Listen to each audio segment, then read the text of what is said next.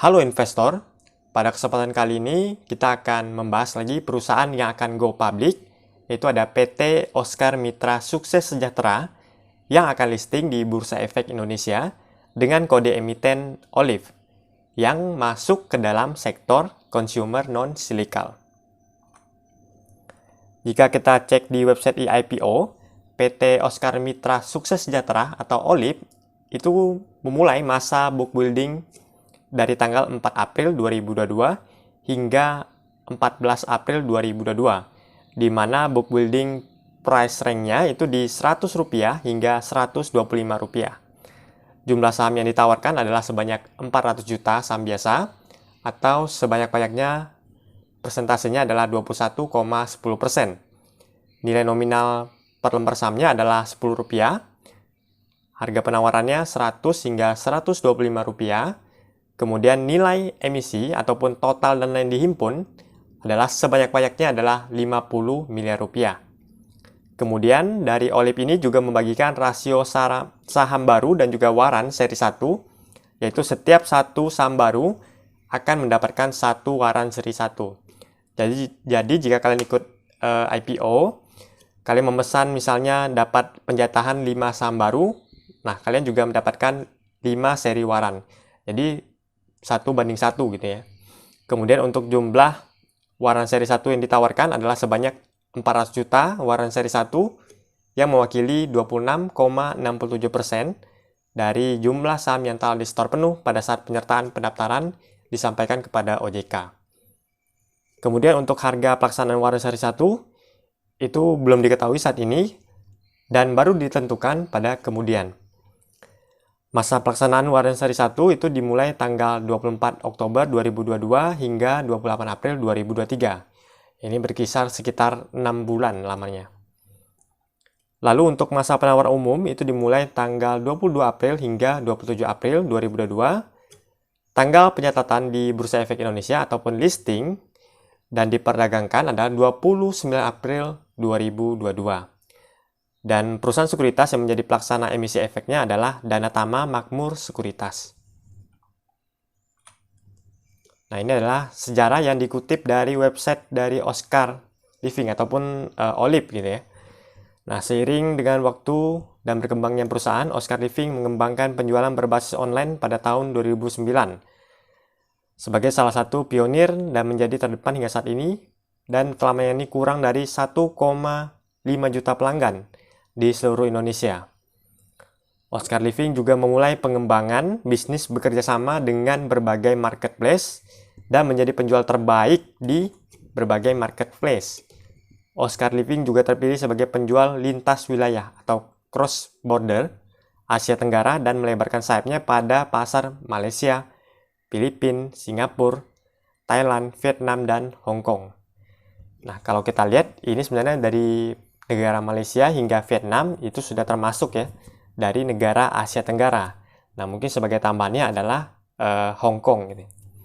Nah, kemudian kegiatan usaha utama dari OLIF ini adalah perdagangan eceran furniture dan perdagangan eceran melalui media untuk barang, perlengkapan rumah tangga, dan perlengkapan dapur. Jadi kalau kita lihat di sini ada 3 gitu ya. Perdagangan eceran dari furniture, rumah tangga, hingga ke perlengkapan dapur yang berkedudukan di Jakarta.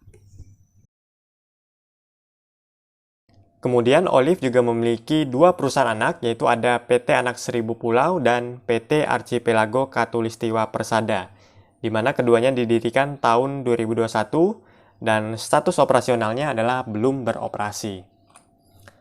Dan yang menjadi faktor resiko dari bisnis OLIF, ini yang faktor yang paling utama itu di nomor 1 adalah resiko kebakaran yang merusak persediaan gudang. Jadi persediaan barang-barang itu biasanya disimpan di gudang.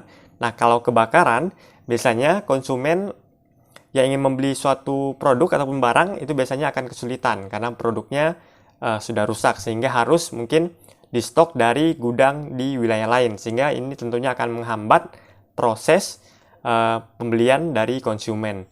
Nah, yang kedua adalah resiko pencurian konten ataupun hak kekayaan intelektual. Kemudian yang ketiga ada risiko kekurangan persediaan barang dagang. Nah, ini bisa disebabkan biasanya dari supplier misalnya tidak menyetok barang, ataupun memang dari sananya mungkin dari supplier sedang kosong gitu ya. Nah, yang terakhir adalah resiko terkait pengiriman produk ataupun barang yang ingin dibeli konsumen. Yang biasanya bisa saja faktor-faktor yang tidak diinginkan, seperti misalnya mengalami kecelakaan, ataupun pencurian, hingga keterlambatan dari produk yang ingin dibeli.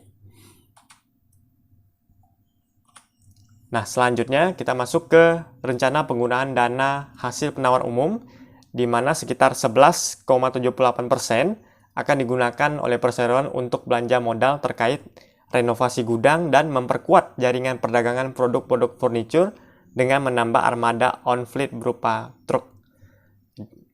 Adapun saat prospektus ini diterbitkan, perseroan masih dalam tahap penjajakan bagi pihak yang akan ditunjuk sebagai lawan transaksi.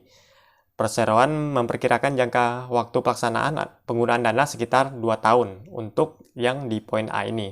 Kemudian di B sekitar 88,22% itu akan digunakan oleh perseroan untuk modal kerja dalam bentuk pembelian persediaan, gaji karyawan, serta kegiatan pemasaran.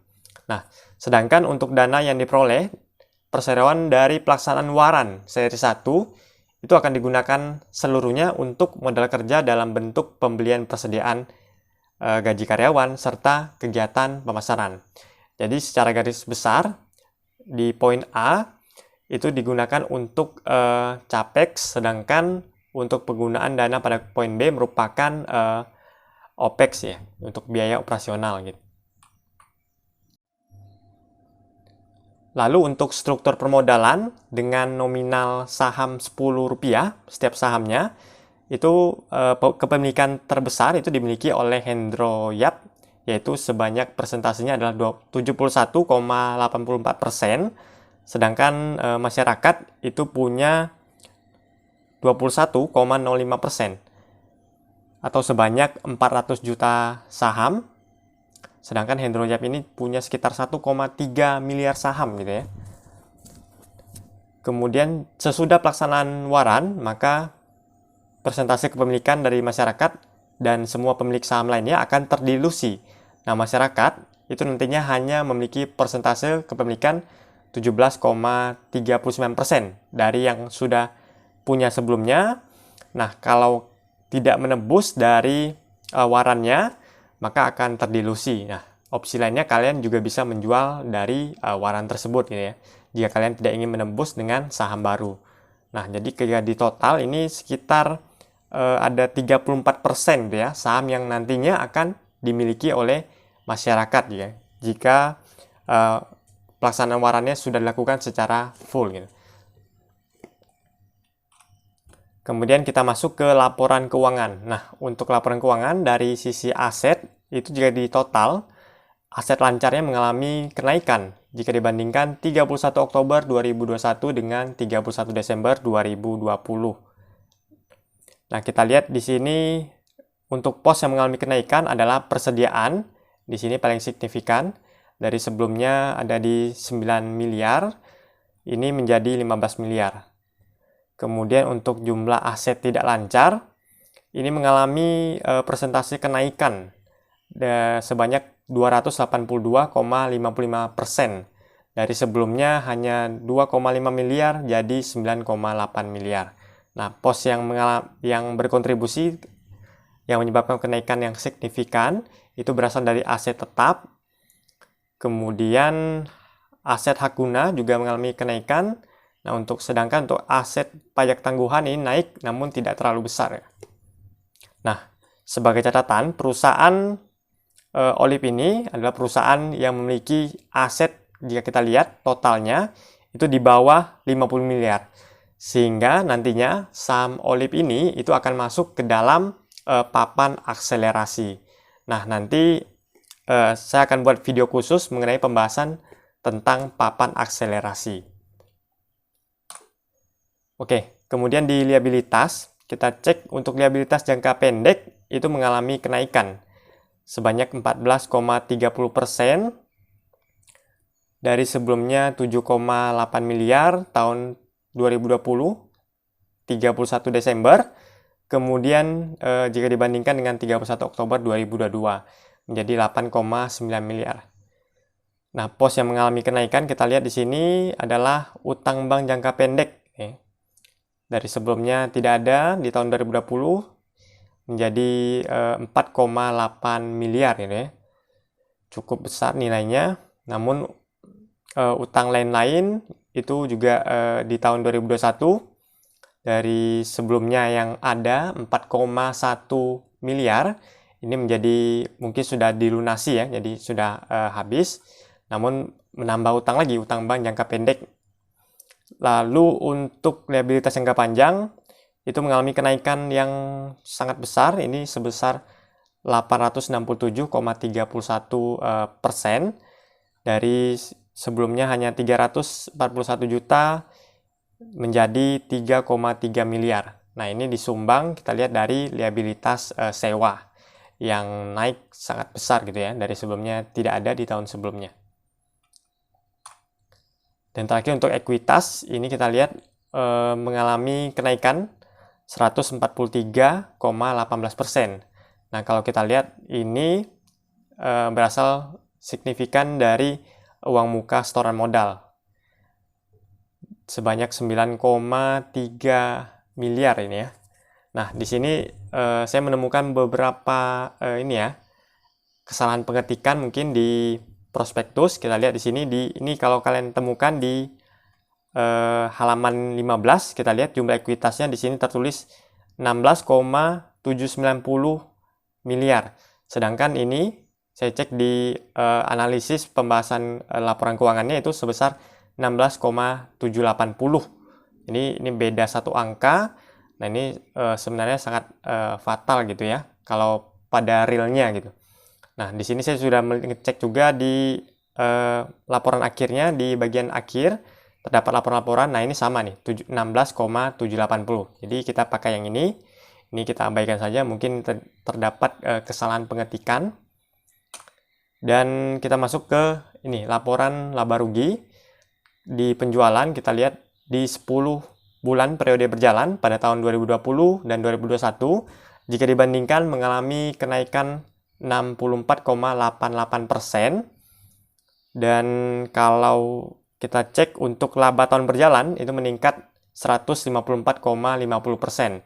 Dari sebelumnya 206 juta menjadi 525 juta.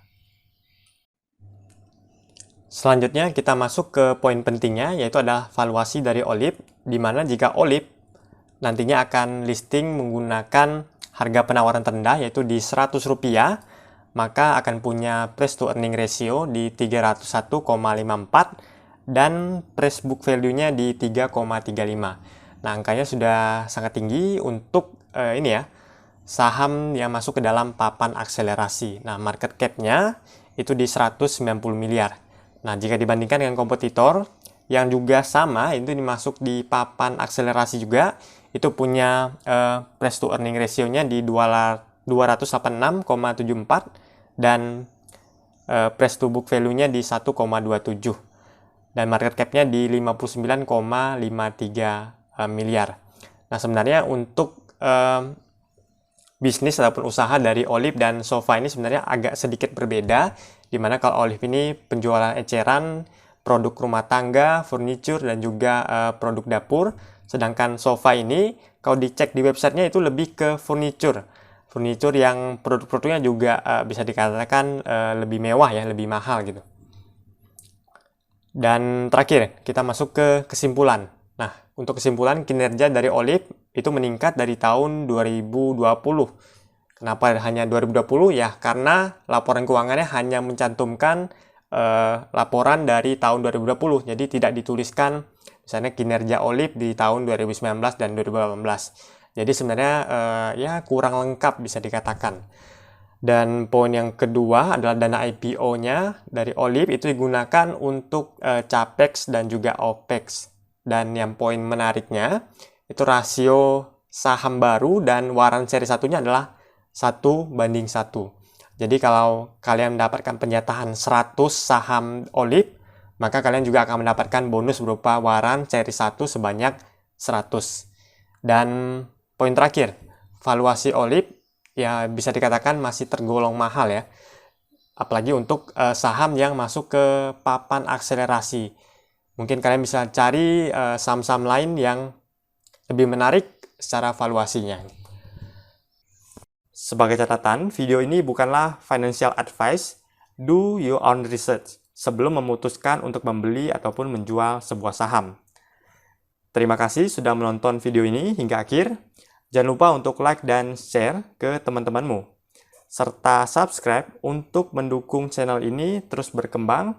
Dan sampai jumpa di video-video menarik lainnya.